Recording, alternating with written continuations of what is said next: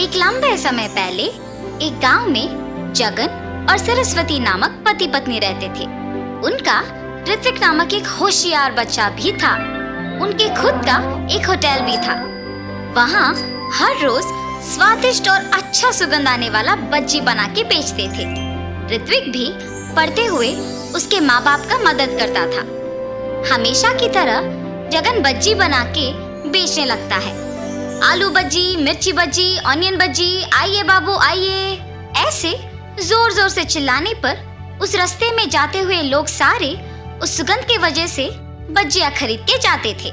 Ritwik hotel में अपने माँ बाप की सहायता करने के बाद अपनी माँ को बता के कुछ बज्जियां अपने दोस्तों को खिलाने अपने साथ लेके खेलने चला जाता था। ऐसे उस दिन ऋत्विक हर रोज की तरह उसका काम खत्म करके होटल में से कुछ बज्जियां लेके अपनी माँ को बोल के निकल पड़ा। बज्जियां लेके जाने पर भी माँ इसीलिए कुछ नहीं कह रही है क्योंकि मैं उनकी मदद कर रहा हूँ। मैं भी सिर्फ इसीलिए उनकी मदद कर रहा हूँ। मेरे दोस्तों के लिए काम करना ही पड़ेगा। ऐसे सोच के बज्जियों को लेके अपने दोस्तों के पास जाता है। मैंने ये बज्जियां आप सबके लिए लाया है, लेके खाओ। ऋत्विक, हमें ये बज्जियां नहीं चाहिए। क्यों? बज्जियां क्यों नहीं चाहिए?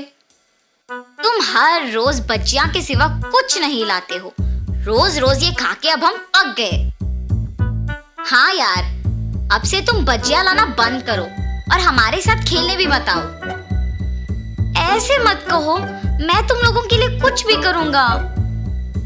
अच्छा, तो फिर तुम्हें हम सब के लिए आइसक्रीम खरीद के लाना होगा। मंजूर है?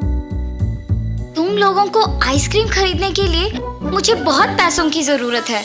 मेरे पापा भी मुझे उतने पैसे नहीं देंगे। कुछ और पूछो, मैं करूंगा। तुम इसीलिए सोच रहे हो क्योंकि तुम्हें अपने पापा से पैसे पूछना पड़ेगा ना? हाँ, उनसे बिना पूछे पैसे लेने का मेरे पास एक उपाय है। अगर तुम पक्का करोगे तो ही बोलूंगा। तुम लोगों के लिए मैं कुछ भी करूंगा। क्या है वो उपाय? तुम्हारे होटल में खाने बहुत लोग आते हैं। उस समय में तुम्हारे माँ बाप काम में व्यस्त रहते हैं, तो तब तुम जितने पैसे चाहिए उतने पैसे लेके आ जाओ। किसी को तुम पे शक ही नहीं होगा। कोई ये भी नहीं जान पाएगा कि पैसे गायब भी हुए। हाँ, ये भी सच है। कल मैं पक्का तुम लोगों को आइसक्रीम खिलाऊंगा। ऐसे अपने दोस्तों को कह के खुशी खुशी घर चला जाता है। अगले दिन जब उसके माँ बाप काम में लगे हुए थे, ऋत्विक किसी को दिखे बिना चुपके से पैसे लेके अपने दोस्तों के पास चले जाता है। मैंने कहा था ना कि तुम सबको मैं आज आइसक्रीम खिलाऊंगा। चलो जाके खाएंगे। ऐसे वो उसके दोस्तों को लेके आइसक्रीम बेचने वाले के पास जाता है और सबको आइसक्रीम खिलाता है। कल क्या चाहिए बोलो, मैं खरीदूंगा। कल तुम जो कहो वही चाहिए हमें। ठीक है, कल मैं तुम लोगों को मेरा मनपसंद खाना खिलाऊंगा। ऐसे कहकर वो घर चला जाता है। रात में सोए बिना अपने दोस्तों के बारे में सोचते रहता है। कल मुझे अपने दोस्तों को कुछ अनपेक्षित खिलाना होगा।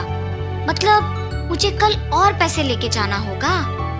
ऐसे ऋत्विक अपने दोस्तों के कहा मान के हर रोज अपने माँ बाप को बताए बिना उनके मनपसंद चीजें खरीद के देता था। आखिर में ये उसका एक बुरी आदत बन चुका था। हर रोज की तरह जब एक दिन ऋत्विक उसके माँ बाप के काम करते वक्त पैसे लेने गया था, तो उसकी माँ उसे देखती है। ऋत्विक, यहाँ आओ। हाँ माँ, क्या हुआ? तुम वहाँ क्या कर रहे थे? मैं कुछ नहीं माँ। सच कहो, मैंने तुम्हें पैसे लेते हुए देखा। ऐसे बिना पूछे पैसे लेना गलत है। क्या तुम्हें नहीं पता? तुम अब पैसे भी चोरी करना सीख गए। माँ, मुझे माफ करो। मैंने अपने दोस्तों के लिए ये सब किया है। आइंदा ऐसे कभी नहीं करूँगा। पहली बार है इसलिए कुछ नहीं कह रही हूँ। आइंदा ऐसे करोगे तो चुप नहीं रहूंगी। जी माँ। लेकिन उसकी माँ ये सोच में पड़ के दुखी होती है कि उसके बेटे को ये बुरी आदत आया कैसे। उसकी माँ को जब ऋत्विक ने ऐसे देखा तो वो तुरंत बदल गया। अपने दोस्तों के पास जाना बंद कर दिया। हर रोज अच्छे से पढ़ के अपने माँ बाप की मदद करते हुए रहता था। ऐसे कुछ दिनों बाद अचानक पैसों की पेटी में पैसे नहीं दिख रहे थे। उसे उसकी माँ को ऋत्विक पे ही शक आता है और जो कुछ भी उससे पहले हुआ उसके पति को बताती है। तब जगन और सरस्वती दोनों ऋत्विक के पास जाके पूछते हैं, ऋत्विक, पैसों की पेटी में पैसे नहीं हैं, तुमने ही लिया है ना? माँ, जब से तुमने बोला तब से मैंने चोरी करना बंद ही कर दिया, मेरे दोस्तों के पास भी जाना बंद कर दिया। मुझे उन पैसों के बारे में कुछ नहीं पता। बेटा, अगर तुमने उस पेटी से पैसे लिए हैं तो कह दो हमें, हम कुछ नहीं कहेंगे। अगर तुमने नहीं लिया तो पेटी से पैसे कैसे गायब हुए? किसने निकाला होगा? सच कहो ऋत्विक। माँ, मुझे सच में नहीं पता है कि पैसे कहाँ गए। इससे पहले मेरा पैसे लेना सच ही है, मगर मैंने वो सब बंद कर दिया। अब तो मैंने नहीं लिया। जब से पैसे खो गए तब से जगन और सरस्वती बहुत ध्यान से सब पे नजर रख के काम करने लगे। मेरे पास पैसे खत्म हो गए। कुछ दिन पहले एक होटल से बहुत आसानी से पैसे चोरी कर लिया था मैंने। वापस वही जाके पैसे लेके आऊंगा। ये फैसला करके वापस उस होटल को जाता है। बच्चियां खाके पैसे देने का नाटक कर रहा था और कोई ना देखने के समय में पैसे चोरी करने वाला था जब जगन उसे रंगे हाथ पकड़ लेता है। इतने उम्र के आदमी होके भी मेहनत किए बिना पैसे चोरी करते हुए शर्म नहीं आती? इससे पहले भी तुमने यहाँ चोरी किया था ना? वो चोर पिटने के डर से सच बोल देता है। मुझे माफ कर दीजिए, ऐसे कभी नहीं होगा, मेहनत से ही काम करूंगा। चोर को उसकी गलती का एहसास होने पर जगन उसे माफ कर देता है। ऋत्विक पे उसकी गलती के बिना शक करने के लिए उसके माँ बाप दुखी होते हैं।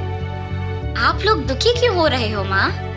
उस दिन मैंने तुम्हें तुम्हारी गलती के बिना शक किया और आज तुम्हारे पापा ने असली चोर को पकड़ा है। मुझे तुम पे शक नहीं करना था बेटा। मुझ पर शक करने की वजह तो भी मैं ही हूँ ना माँ। अगर मैं वो नहीं करता तो आपको मुझ पे शक नहीं होता। आपने मुझे मेरी गलती समझाया, इसलिए मैंने वो करना छोड़ दिया, वरना मैं शायद बड़े होके भी यही करता। आइंदा ऐसे कभी नहीं होगा माँ। तब से जगन होटल में सावधान रह के काम करने लगा। अलग प्रकार के बच्चियां बनाना शुरू करके उन्हें बेच के खुशी से जीने लगा। उनका व्यापार भी अच्छा चलने पर सभी खुश थे। तो इस कहानी का नैतिक क्या है? गलती चाहे एक ही बार किया हो, लोगों से भूला नहीं जाता।